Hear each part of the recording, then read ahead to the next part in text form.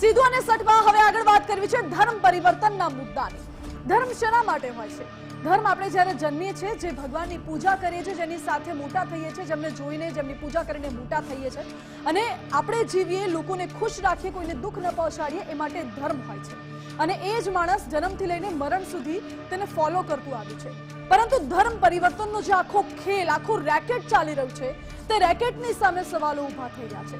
ધર્મની વિરુદ્ધ અમે નથી બોલી રહ્યા, પરંતુ ધર્મ પરિવર્તનને લઈને જે ખોટી રીતે ડરાવી, ધમકાવીને, લાલચ આપીને, ફોસલાવીને ધર્મ પરિવર્તન થાય છે, એની સામે આજે એક મુદ્દો ઉઠ્યો છે। દક્ષિણ ગુજરાતમાં મોટા પાયે ધર્મ પરિવર્તનનો ખેલ ચાલી રહ્યો હતો, જેનો ખુલાસો થયો। ધર્મ પરિવર્તનને લઈને કથાકાર મોરારી બાપુએ હવે ચિંતા વ્યક્ત કરી છે। તાપીના સોનગઢમાં કથા યોજાઈ હતી મોરારી બાપુની, જે દરમિયાન મોરારી બાપુ એક પત્ર વાંચીને બોલ્યા।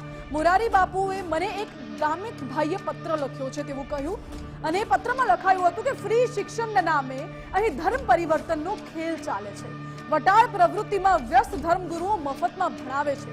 સેલવાસ અને દમણની શાળાઓમાં લઈ જવાય છે। સરકારી શાળાની સ્થિતિ સારી નથી, એટલા માટે ફ્રી શિક્ષણના નામે સેલવાસ અને દમણની શાળાઓમાં લઈ જાય છે અને ફ્રી શિક્ષણના નામે ધર્મ પરિવર્તન થાય છે। આ તમામ વાતો મોરારી બાપુએ કહી છે। મહત્વનું એ પણ છે, મોરારી બાપુએ ટકોર કરી કે સરકારી શાળાની સ્થિતિ એટલી બધી સારી નથી અને એટલા જ માટે આવું થાય છે। ઉદ્યોગપતિઓને શાળા સ્થાપવાનું કહી શકો છો, તેવું પણ મોરારી બાપુએ ટકોર કરી। મહત્વનું એ પણ છે કે મોરારી બાપુની આ કથામાં ગૃહ રાજ્યમંત્રી હર્ષ સંઘવી પણ ઉપસ્થિત હતા। કહ્યું છે મોરારી બાપુએ કે કદાચ હર્ષભાઈ આપણે મોડા નહીં પડીએ એવું લાગે છે। શું કહ્યું મોરારી બાપુએ, આખી વાત સાંભળો। મારે આપને વટાળ પ્રવૃત્તિનું મૂળ કારણ જણાવવું છે। આ ભાઈ લખે છે, સરકારી શાળાઓની સ્થિતિ ભયાનક છે। ધોરણ 1 થી 5માં 1 કે 2 જ શિક્ષક હોય છે। અહીંના વટાળ પ્રવૃત્તિમાં વ્યસ્ત, મનથી, ધનથી, શરીરથી, બધી રીતે વ્યસ્ત, પૈસાથી, એવા તથાકથિત ધર્મગુરુઓ અમને સેલવાસ અને દમણ મફતમાં 1 થી 12 સુધી ભણાવવા લઈ જાય છે અને દરમિયાન અમને ખ્રિસ્તી બનાવી નાખે છે। બાપુ, શું આપ ઉદ્યોગ જગતને પ્રાર્થના કરી શકો કે આવા વિસ્તારોમાં વધારે શાળાઓ સ્થપાય, સત્કર્મ થાય? તો મોરારી બાપુ જ્યારે આ વાત કરી ધર્મ પરિવર્તનને લઈને, ત્યારે ગૃહ રાજ્યમંત્રી હર્ષ સંઘવીએ પણ મોટું નિવેદન આપ્યું છે। આદિવાસી ભાઈ બહેનોને ખોટા રસ્તે લઈ જનારા સામે પગલાં લેવાશે। ખોટી રીતે ફૂસલાવી ધર્મ પરિવર્તન કરનારા કાયદાથી બચી નહીં શકે તેવું હર્ષ સંઘવીએ કહ્યું છે। આદિવાસી ભાઈ બહેનો ભગવાનનું બીજું રૂપ છે। મોરારી બાપુની રામકથામાં ગૃહ રાજ્યમંત્રી હર્ષભાઈ સંઘવીએ નિવેદન આપ્યું। હર્ષ સંઘવીએ મોરારી બાપુને તિલક કરી ધૂળેટીની શુભેચ્છા પણ પાઠવી। આ સાથે પ્રભારી મંત્રી મુકેશ પટેલ અને પૂર્વ મંત્રી ગણપત વસાવા પણ હાજર રહ્યા હતા। હર્ષ સંઘવીએ શું જવાબ આપ્યો એ આપને સંભળાવ્યો। આદિવાસી ભાઈ કોઈ ફોસલાવી, કોઈ भी પ્રકારે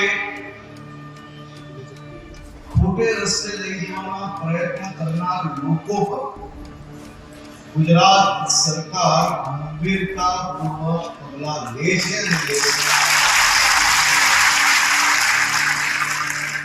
આપણો આદિવાસી વિસ્તાર એટલે સંસ્કૃતિ અને પ્રભુ ભક્તિ જોડે જોડાયેલો વિસ્તાર, પરંતુ આવા ભોળા ભાલા આદિવાસી ભાઈ બહેનોને ખાસ કરીને ધર્મ પરિવર્તનના વિષયની અંદર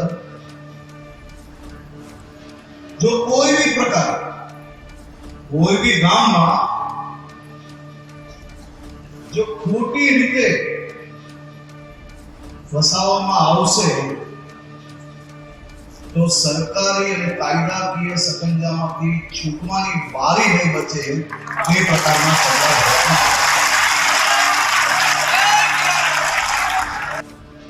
ખોટી રીતે ધર્મ પરિવર્તન પરિવર્તનને લઈને ગૃહ રાજ્યમંત્રીએ પણ કહ્યું છે કે કાયદાનો સકંજો મજબૂત રીતે કસવામાં આવશે. અમારી સાથે દેવનાથ બાપુ જોડાઈ ગયા છે ફોન લાઈન પર આજ મુદ્દે. બાપુ, આપનું સ્વાગત છે ગુજરાત ફર્સ્ટમાં. બાપુ, ઘોડામનના લોકોને ડરાવીને અથવા તો ફોસલાવીને ધર્મ પરિવર્તન કરાવવામાં આવે છે. આપ પોતે પણ ધર્મ રક્ષક છો, આપ કઈ રીતે જુઓ છો આ ઘટનાને? જે નહીં, આ તો વર્ષોથી ક્રિશ્ચન મશીનરીઓ જો છે એ વર્ષોથી આ ધંધો ચલાવી રહી છે.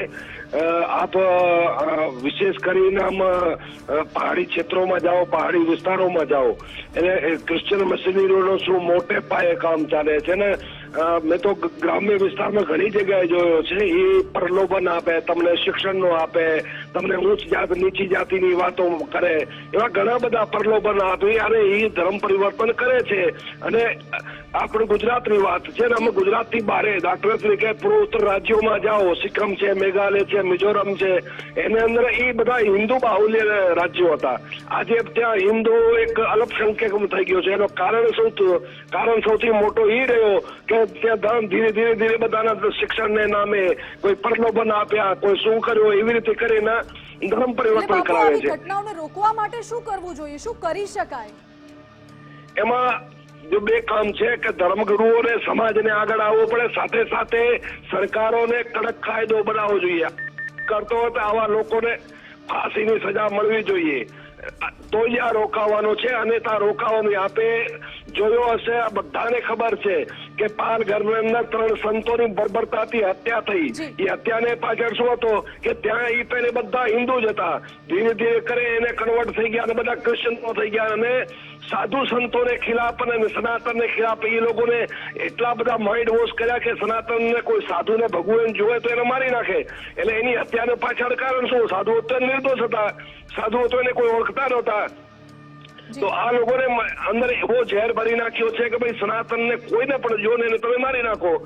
એટલે એને રોકવો હોય તો સાધુ સમાજને આગળ આવવો પડે, સમાજને આગળ આવવો પડે અને કડક કાયદો બનાવો તો જ એ રોકાવાનો છે. અને તો વાતો ગમે એટલી ગમે એમાં કઈ નહીં થાય. જી બાપુ, પરંતુ આમાં ધર્મગુરુઓ કેવી રીતે ધર્મની રક્ષા કરશે, સમાજને જાગૃત કરશે? સમાજને જાગૃત કરવો છે ને સંતોને ત્યાં. હું તો ઘણી વાર જાઉં છું ડાંગ ઉપર આવા બધા જિલ્લાઓમાં જ ઘણી જગ્યાએ જાઉં છું. આપણે પહેલે જોયું હશે ભગવાન શ્રી કૃષ્ણનું મંદિર હતો કે માતાજીનું મંદિર હોય, કે ધીરે ધીરે એ માતાજીની મૂર્તિ ત્યાંથી હટી ગઈ હોય, ભગવાન શ્રી કૃષ્ણની મૂર્તિ હટી ગઈ હોય અને ત્યાં ક્રોસ લાગી ગયો હોય છે. તો જાવો પડે, ખાલી વાતો નહીં ચાલે. વાતોથી કઈ થતો નથી. સરકારોને કડક કાયદો બનાવવો પડે, સરકારોને એક્શન લેવો પડે. ખાલી વાતો કરવાથી કે ભાષણ કરવાથી રોકાશે એવું નથી. એટલે કાયદેસર તમારે ત્યાં જવું પડે. સંત સમાજને અને સરકારોને કડક થઈને કાર્ય કરશે તો ચોક્કસપણે રોકાઈ જશે, અને ત્યાં કોઈ રીતે રોકાવાનું નથી. જી બિલકુલ બાપુ, આપનો આભાર અમારી સાથે જોડાવા માટે. એટલે દેવનાથ બાપુનું કહેવું છે કે કાયદો કડક કરવો પડશે, કાયદાનો સકંજો મજબૂત કરવો પડશે, જેથી કરીને જે ધર્મ પરિવર્તનની આવી ઘટનાઓ ઘટી રહી છે તે આવી ઘટનાઓ બનતા અટકી શકે અને લોકો શાંતિથી સારી રીતે પોતાનું જીવન જીવી શકે. આ હતી બાપુની વાત. પરંતુ જે રીતે કાયદાનો સકંજો, કાયદો મજબૂત કરવો જોઈએ ધર્મ પરિવર્તનની ઘટનાને લઈને, એ પણ એટલો જ જરૂરી બન્યો છે. ડરાવી, ધમકાવીને, ફોસલાવીને ધર્મ પરિવર્તન કરવાનો કોઈ અર્થ નથી. કારણ કે જ્યાં પ્રેમ છે, પ્રેમથી જીવન જીવી શકાય છે અને જે જરૂરિયાતો છે તે પૂરી થાય છે, તો પછી ધર્મ પરિવર્તનની જરૂરત ક્યાં આવે છે? આ બધા જ સવાલો છે. પરંતુ આ બાબતે જ્યાં સુધી કાયદો એટલો મજબૂત નહીં બને, જ્યાં સુધી લોકો એકલા જાગૃત નહીં થાય, ત્યાં સુધી તેનું કોઈ સમાધાન આવી શકે તેમ લાગતું નથી. આ સાથે જ સીધું અને સચમાં અત્યારે બસ આટલું જ. આવા જ